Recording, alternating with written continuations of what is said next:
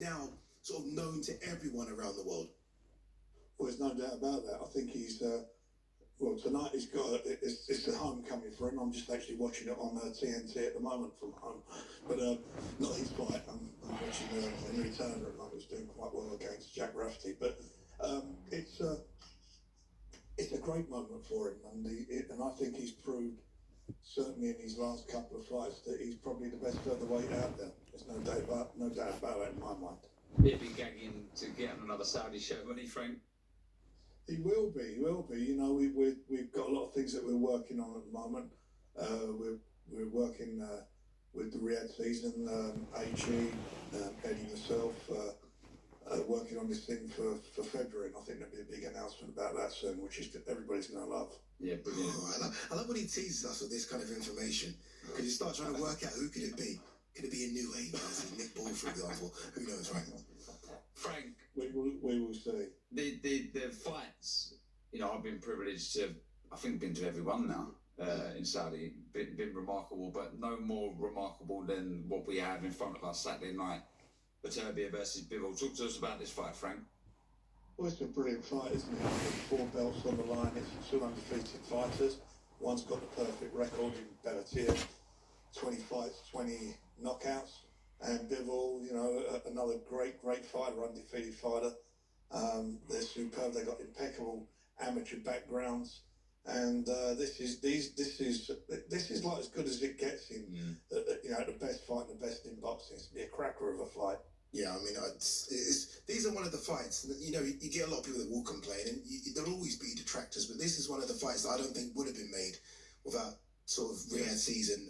I feel like it's impossible because it's not a fight that does huge numbers. You know what I mean? It's not a pay-per-view extravaganza like a Fury Usyk or a Spence Crawford. But in terms of hardcore fight fans, it's one that we've been desperate to see. So I'm so happy that it is happening. Frank, I've got loads of stuff to ask you. One of the things I really want to ask you, and look, don't get upset with me. I'm just asking you, Frank. I'm just asking you. I saw Anthony Yar's name and I saw it linked to a boxer card. I was like, huh? What's going on there? Kind of, it shocked me when I saw him on a boxer thumbnail, boxer poster. What's happening with Anthony Yard, Frank? Well, we will see. We will see how that all pans out. Oh, okay. So that means there's a bit more to this then. We will see. Oh, okay.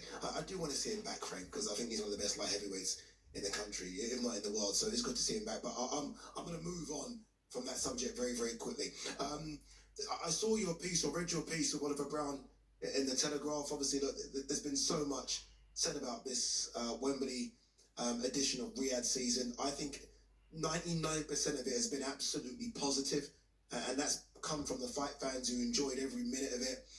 All of them that turned up, all of them that watched them, whether you're watching it on DAZN or TNT or Sky, everyone seemed to enjoy it. But there has been some detractors, some negative talk, which I find ridiculous, but there has been some. And you addressed quite a lot of that in the Telegraph piece that you did. Why do you think there has been some that have maybe decided to kind of take it on a bit and find fault with it rather than just enjoy it? I think that, you know, it seems to me, nobody could have... First of all, you're a fan. You buy a ticket, you go and watch the fight. Were you entertained? Was it a good fight card? Was it a brilliant atmosphere? Did everybody enjoy themselves? Did it tick all the boxes? You know, what's the answer to that? I don't think anybody can complain about that. So you've had a couple of the journos, and it's only a very small amount of them, who I think the main complaint was the national anthem of Saudi Arabia being played. And I never got that at all, because it is a Riyadh season fight. It's part of the Riyadh season. That show was due to take place in Riyadh, and we managed to get it over here, which was a bit of a feat to get it over here, get it done with His Excellency. They'd previously done one in LA, where they'd done a great fight with Crawford out there. Same thing happened because of the auspices of the fact that it is a Riyadh season show, the fact that they are stumping money up to make these fights and these tremendous undercards happen. And they're partners in this business with us, that we play their national anthem. And I don't get what's wrong with that. I mean, you know, you go to... And I think in Ali's piece today, he mentioned about Man City, the comparison about Abu Dhabi. Why they don't play the Abu Dhabi, the Qatari national anthem. Well, why would they do that at a football match? It's not a a European Championship final or anything like that. It is they're club matches that take place every week.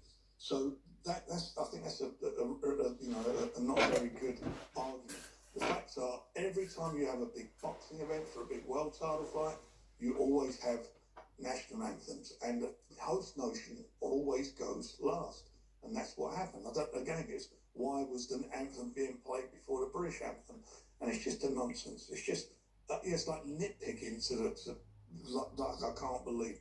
At the end of the day, the national anthems are on there. It was a minute out of nearly, 6.5, 7 hours worth of the night. Yeah. 1 minute. I mean, come on, get a life, somebody. So there's been, that's all. I can't see what else you can find fault with, unless I'm missing the point somewhere. Given the success of it, and it was successful, right? I mean, everyone's happy with the numbers. I've been told. Are we going to see one again soon at Wembley or anywhere else? Tottenham? Are we going to see one back in London again? I'm sure we will be doing some, but it is a Riyadh season, and the season starts in October. It is in October now. Next week is the opening night again with a boxing event, and the situation is that there's hopefully there's at least one a month, or one every 6-7 weeks during the Riyadh season, and then after that we'll see what happens again. But they're fabulous shows. The benefit of it is that there's only a couple of hours time difference between Riyadh and UK, so we're not having to sit up until 4s and 5s in the morning like we'd have to do if these type of fights were taking place in Vegas. Frank, 5s and 6s in the morning sometimes. You mentioned it there, the rematch, Fury Usyk, December 21st. Everything's still good, both fighters well, and any news on the undercard yet? No, I think that will be announced next week. It's a cracking undercard. Tyson, I actually spoke to him yesterday. We had a good chat yesterday. He's at the show tonight. I can see him on the screen. He's in a really good place, and he knows what he's got to do. We had quite a lengthy discussion, and I'm very confident that he'll come away as the victor. Top man Frank, get on the mend. Hopefully, by the time we see you in Saudi, 100%. Cheers, Frank. Thanks, fellas. Have a good evening. Cheers, Bye. top man.